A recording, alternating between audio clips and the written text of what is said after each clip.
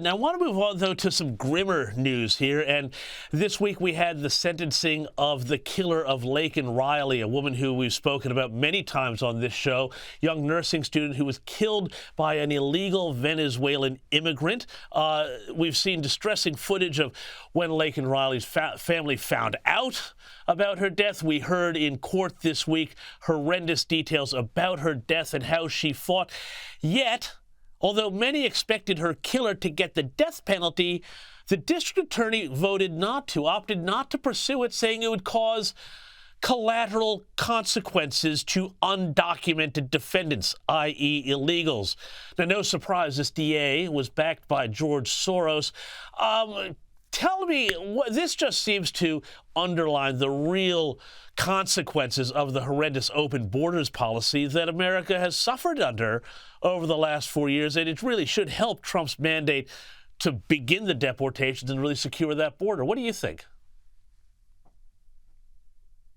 Well, I think that this trial of Laken Riley and what tragically happened to her, I think that that was top of mind for a lot of voters in the country when they voted on November 5th. And I think immigration played a huge role. It was at least the number 2 issue for some people. It was the number 1 issue for me. It certainly was that. But I'll tell you this also shows the consequences when you have these Soros-backed radical, extreme activist DAs. So the Republican Party needs to do a better job of combating this. Oftentimes we let these races go under the radar and we don't pay enough attention to the consequences that they could have. And this is a perfect example of that. Jose Ibarra should have never been in this country. Laken Riley was failed by Joe Biden and by this government. And I would hope that the Biden administration in their last couple of months would see this and reverse course. But they're still flying people in by the tens of thousands. They still have a CBP One app. We've got a caravan of at least 1,000 people headed our way. And the Biden administration doesn't seem to be taking this seriously at all. A disgrace through and through. But I'll tell you this, January is coming.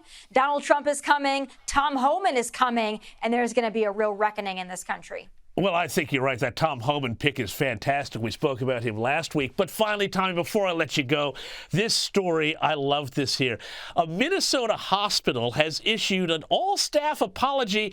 Now, why do you think this is? Well, it turns out employees complained about the hospital giving out free Chick-fil-A, which is, of course, the fast food chicken chain that's linked to Christians. And the hospital said, we received feedback from some colleagues who were concerned or offended by this occurrence. And they'd like to, widen our lens of inclusivity, and they appreciate their colleagues continuing our values of respect and justice. How is it that the left, after all of this and the lessons we've learned over the last election period, are still losing their minds over Chick-fil-A? Yeah, exactly. And, I'll tell you this. I have never seen a Chick-fil-A drive-thru that wasn't absolutely packed with cars going around the corner. Everybody loves Chick-fil-A. It doesn't matter your political affiliation. It doesn't matter your religion. You love Chick-fil-A. That's just an American institution right there.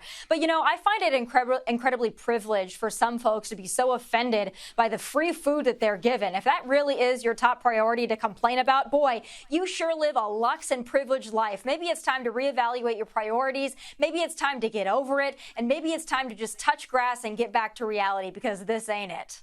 That's right. Tomi Lahren, thank you so much for your time. I'm now hungry for a Chick-fil-A. Really appreciate it.